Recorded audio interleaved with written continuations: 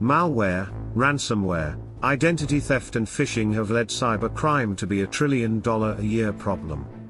Cybersecurity is not just for the IT department. It's everyone's responsibility. What if you wake to find out someone has taken out a loan in your name? All your files have been encrypted and held for ransom.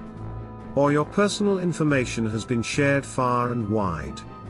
In the words of former FBI Director Mueller, there are only two types of companies: those that have been hacked, and those that will be hacked. How prepared are you for the inevitable?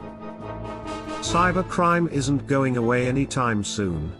The best way to be protected is to be trained. But not all training is created equal. You may have done online modules, with easy multiple choice questions, which everyone quickly forgets afterwards. You may have been a victim of death by PowerPoint, and wondered when it was all going to end. Escape room training couldn't be more different. Our activities are infused with hands-on problem solving, and collaborative teamwork, to identify threats, and ultimately to understand cybersecurity, as a team.